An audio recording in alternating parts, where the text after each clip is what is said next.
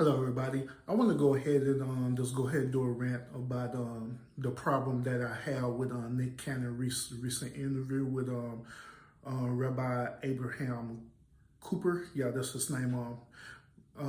Rabbi Abraham Cooper. But before I mention that, I want to go ahead and encourage everybody to go ahead and share this rant as well. If you're not subscribed to the page, go ahead and subscribe to the official Urban Therapist as well. All right. So your friends, encourage your friends as well to like and share and follow the official Urban Therapist, where I'll be providing different content at all times and stuff that's going on, in the Black community or around the world. Period. All right.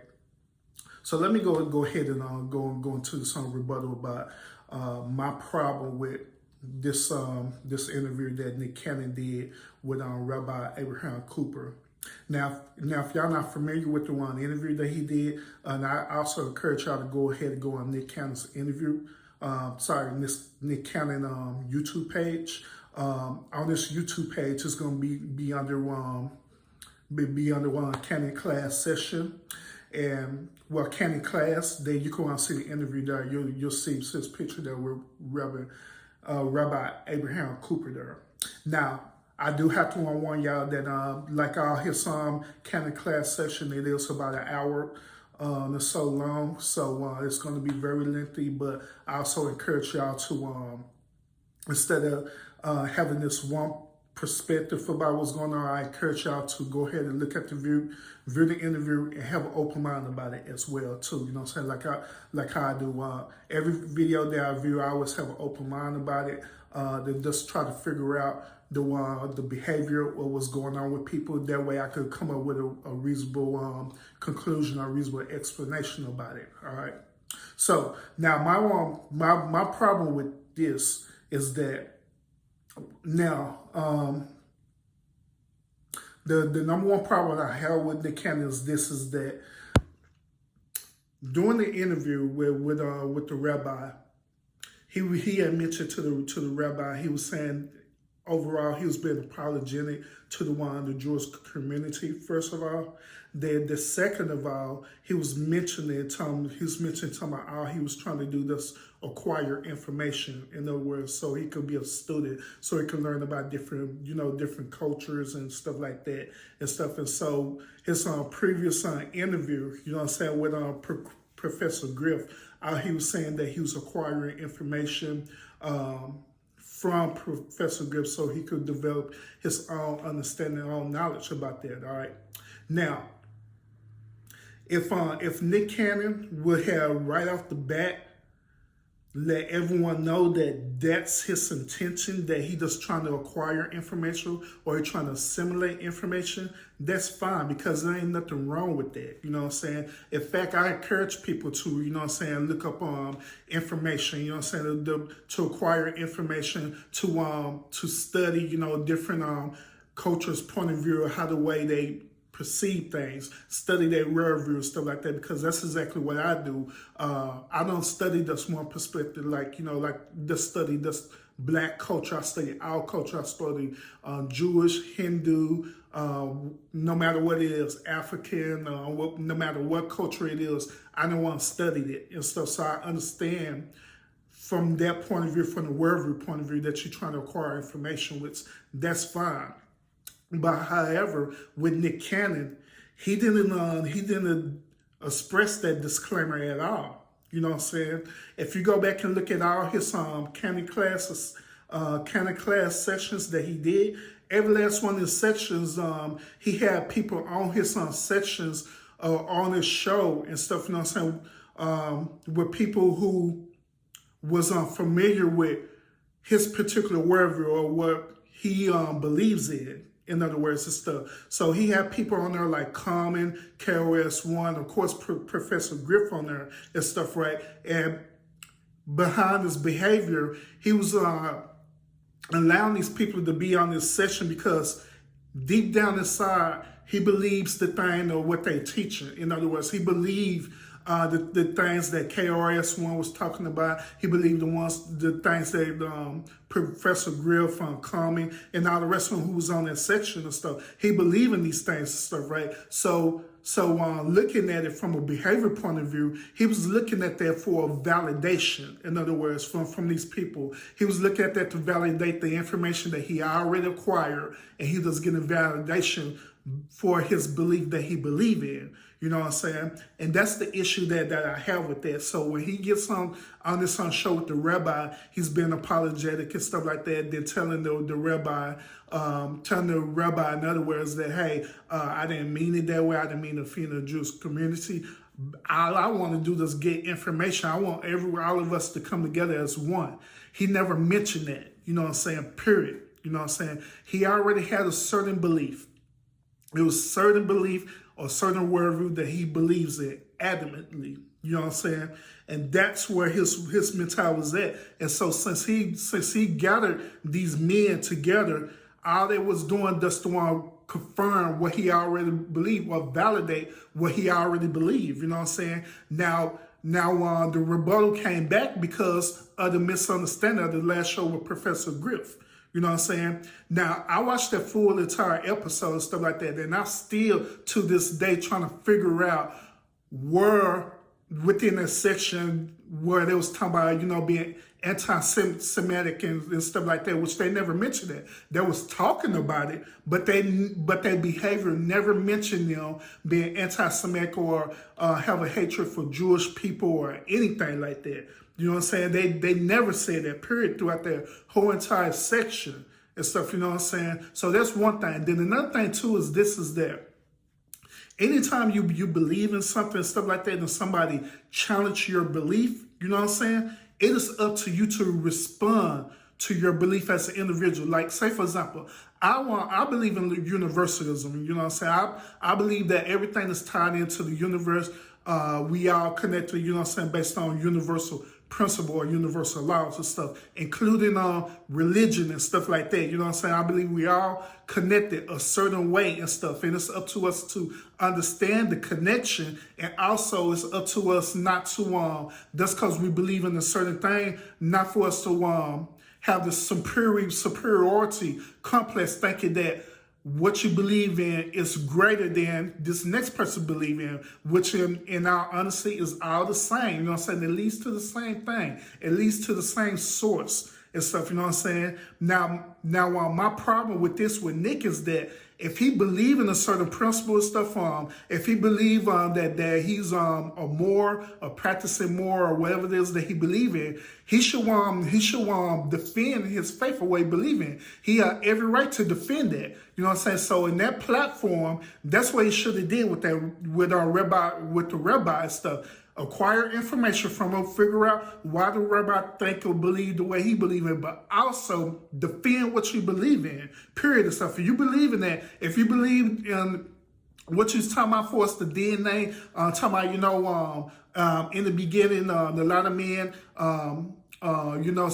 Caucasian men or whatever stuff was Neanderthals or savages and stuff like that. If you believe in that, that's what you believe in. You stick to that and you prove your case that that's what you believe in. You don't bad back on your belief because they challenge to take away your way of living, which in turn, you know what I'm saying, your way of living was never going to be taken away from because you had a lot of people that was bagging you up as well, you know what I'm saying? So it really wasn't a worry. That thing that you trying to apologize for or trying to bow down to and stuff, it really didn't matter. It's stuff, you know what I'm saying, at the end of the day. It's stuff, you know what I'm saying, because that's that thing, you know what I'm saying, versus a whole new door or opportunity opening up for you. You know what I'm saying? A whole new door opening up for you where you could go through that door and you could do even more extraordinary things through that door without being held back or without being censored. You know what I'm saying? Through other sources and stuff, you know what I'm saying? So that's the issue that I have with Nick Cannon in this interview and stuff, you know what I mean? That he should have stuck to his principles, period. It ain't nothing wrong with sticking to your principle. It don't make you less than a man. It don't make you not understand people by you sticking to your principle. Longest, at the end of the day, Your principle, your understanding, you know what I'm saying, is for the betterment of people, period. You know what I'm saying? Betterment not only for people, but also for yourself, period. And stuff, you know what I'm saying? As long as you have that type of mentality, then ain't nothing wrong with people disagreeing with you, you know what I'm saying? There are other things that I want to agree with, but people disagree with. That's life. You know what I'm saying? People is not going to always agree with you. And not all the time, you don't have to go up to the master table and try to bow down to the master to get to a master to reapprove you and stuff. It don't matter what it is. It don't matter if it's the culture or whatever and stuff like that. It does not matter, period, because you believe in a certain principle, period. So stick to the principle that you believe in, period. You don't have to waver that. So since you did this interview and stuff, you know what I'm saying, now it's kind of being flaky now, you know what I mean? Matter of fact, just like I say, I previously did a rant towards Nick Cannon. Pretty much my rant, I was defending Nick Cannon about what he said and everything and stuff. But now, since he did this Cannon class and stuff, which I understand, but at the same time, it make me personally feel like, okay, so what's the real issue? You know what I'm saying? What was your real end game behind that? You know what I mean? Now, there was a couple of things that I did agree with the interview that he did and with the rabbi stuff. I do agree with what they was talking about for us, the Jews and the, you know what I'm saying, in the black community and stuff like that. Basically what they were saying is that we all is dealing with the same common enemy, you know what I'm saying? And this is a point that Nick Cannon made. He said we all dealing with the same common enemy, and the same common enemy is supremacy, period. You know what I'm saying? Which I agree with that. You know what I mean? Because supremacy affects the black community, African American community. It affected the Jewish community through Holocaust. It affected Hindu community, Chinese community, Asian community, period. Because even when Asians came over to the United States, they was experiencing racial discrimination, stuff like that too. That's why they had to develop a Chinatown, and so they could have a way of living. But even then, the government was trying to disavow that and stuff, disavow that community and stuff, because they wanted to control it and stuff. They had that supremacy mentality or that supremacy behavior and stuff. So yeah, basically all the minority group that they consider as minorities and stuff, minor people, in other words, absolutely and stuff, I agree with y'all on that and stuff. We all have a common enemy, which is supremacy. Now, keep in mind, I'm saying supremacy. I'm not saying white supremacy. I'm not saying black supremacy, because supremacy is supremacy, period. Regardless of the race, regardless of the color of your skin. You know what I'm saying? Supremacy is supremacy, period. You know what I'm saying? And that's a common enemy, because supremacy is the thing that's sitting up here killing people, that's killing community, that's manipulating, controlling people, that's enslaving people. You know what I'm saying? Making people feel like they're superior over everything, and we just these little finite beings that we have to obey and comply to every single time, you know what I mean? So yeah, I agree with them. That's our common enemy and stuff, you know what I'm saying? Even right now and stuff, you know what I'm saying? They made some real good valid points as well and stuff. The rabbi, he was kind of trying to veer into talking about Louis Farrakhan and stuff like that a little bit and stuff, you know what I'm saying? Trying to say that he's radical and stuff like that. But to be honest with you, do you not blame him?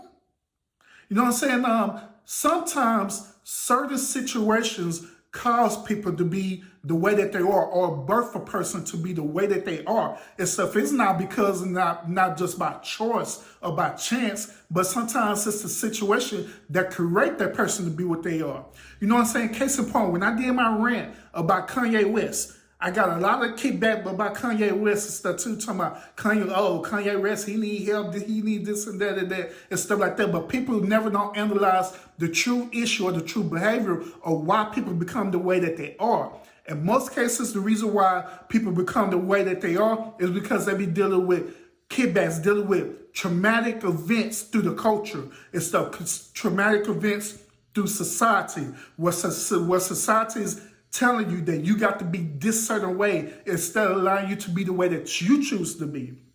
You know what I'm saying? And this also goes in turn with, the LGBT community stuff as well. So where they're fighting information and stuff like that, fighting against the society or the standard. And so where they getting the kickback as well and stuff too. You know what I'm saying? Now look, even with the LGBT community and stuff like that, now my certain principles that I believe in, I believe in, monogamy and the monogamous relationship. I believe in a relationship between a man and a woman, period. It's stuff for procreation reason, period. And stuff. That's my belief. That's my standard. It's about, however, also through my universal law principles that I believe in and stuff, I also believe in treating people with respect as well and stuff. So wherever one lifestyle that they choose to be, it doesn't affect me and stuff. It don't make me mad.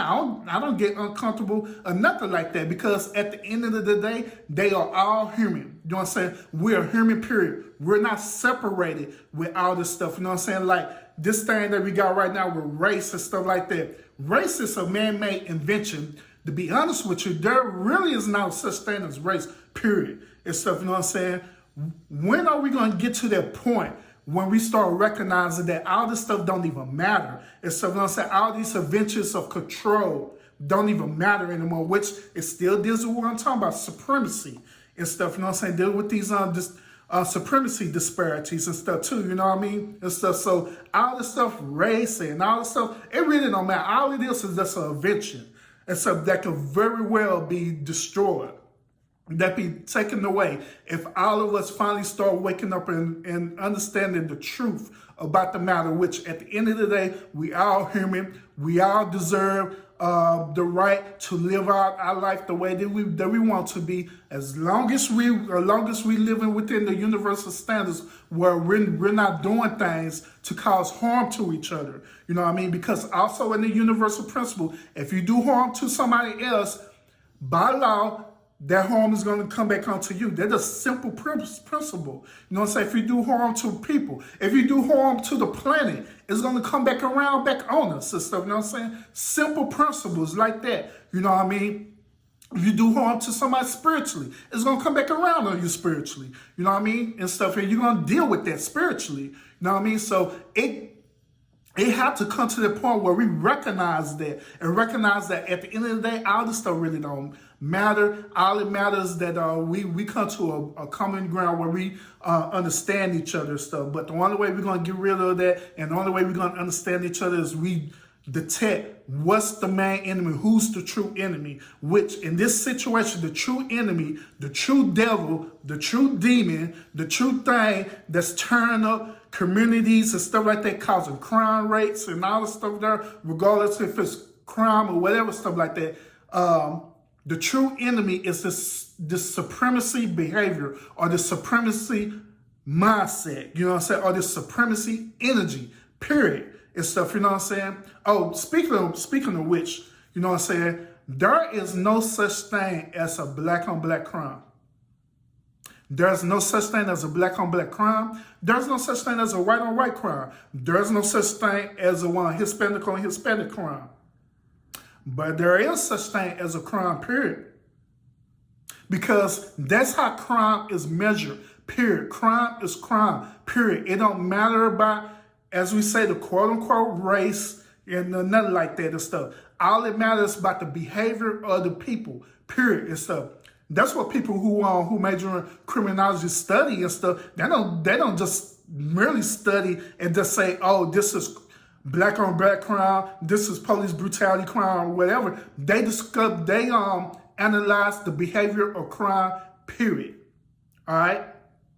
So y'all also need to understand that as well. You know what I'm saying? So and as I come to close of this rant, just like I say, the only disagreement I have with Nick Cannon is that I believe that he should have went on to stuck to his principle, what he believed in, and that was his opportunity to share with that rabbi.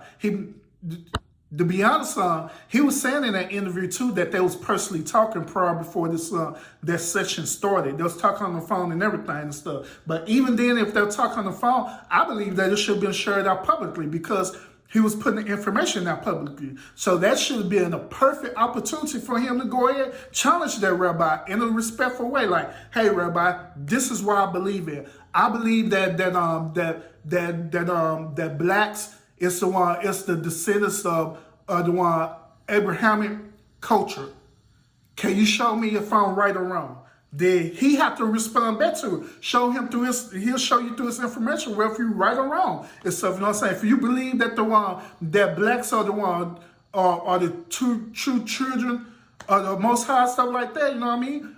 Tell them that, especially, hey, I believe that blacks are the true children of the Most High God and stuff like that. But could you give me information showing me that will rebuke that and stuff that that rebuttal that and stuff? What I'm saying, well, we can share information. I'll show you my information. You show me yours and stuff, and we'll meet common ground and see if this thing is actual factual or not. And so that's what I believe that he should have did in a respectful way, not no argument way or nothing like that. Not in this mindset that my belief is superior over yours and stuff like that. And so, you know what I'm saying? That's how the way it should be done. You know what I mean? So y'all let me know what y'all think. And like I always, y'all just fight fate with faith.